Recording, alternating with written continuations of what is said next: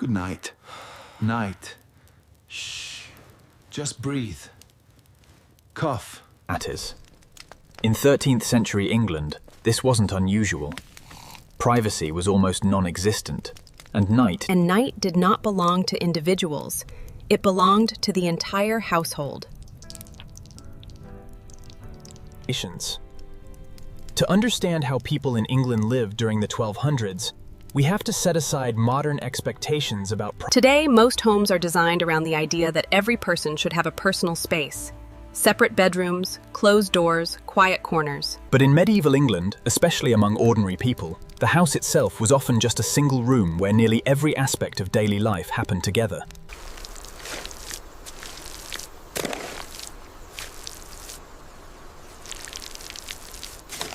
The roofs were thatched with straw or reeds, which provided some insulation but also allowed drafts and smoke to escape through small gaps. Chimneys were rare in simpler homes, so smoke from the central hearth drifted upward and filtered slowly through the roof.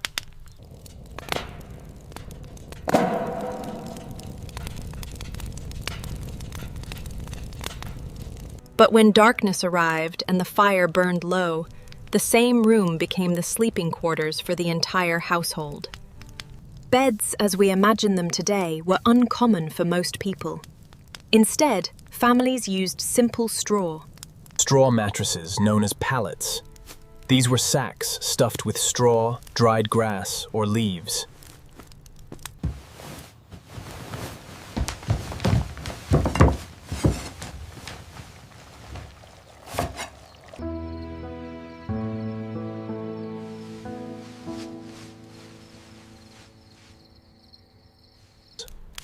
The floor itself was usually covered with rushes, which were dried plants scattered across the ground.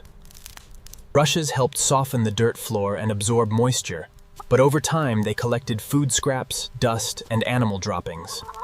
Fresh layers were sometimes added on top rather than completely replaced, meaning the flooring could become surprisingly dirty. In 1200s in England, sleeping arrangements were crowded by modern standards. Parents and children often shared the same mattress or slept side by side.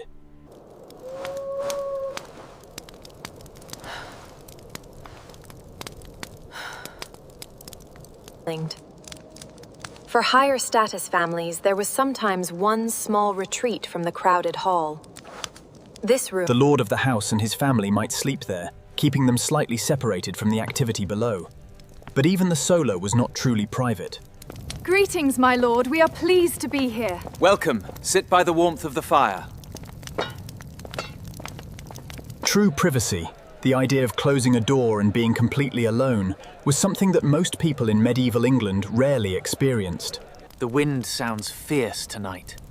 Aye, glad we are safe within these walls. Darkness came quickly once the fire dimmed, because candles were expensive and usually saved for important tasks. For them, this crowded life was not uncomfortable or strange. It was simply the way the world worked. When people today imagine life in medieval England, they often picture a world where no one bathed and everything smelled unbearable. Reality was more complicated. Hygiene in the 1200s was not the same as modern standards, but medieval people were not completely indifferent to cleanliness.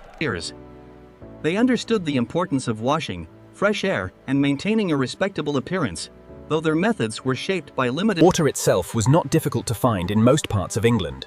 Rivers, streams, and village wells supplied households with water for drinking and washing.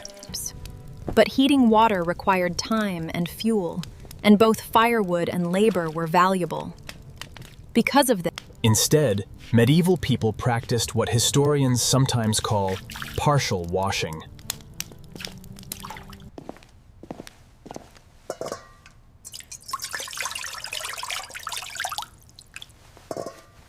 Early soaps were made from animal fat mixed with alkaline substances like wood, ash, or lye. Soap did exist in medieval England, though it was not as refined as modern soap. In poorer households, these tubs might simply be large barrels filled with warm water heated over the hearth. Because heating water took time, Several members of the household often used the same bathwater one after another. Toning. The concept of individual personal space simply had not developed yet. Instead, medieval society We must finish the threshing before the rains come. Aye, Master Reeve. We're moving it now. In a world where survival depended entirely on cooperation and shared resources, privacy was not a basic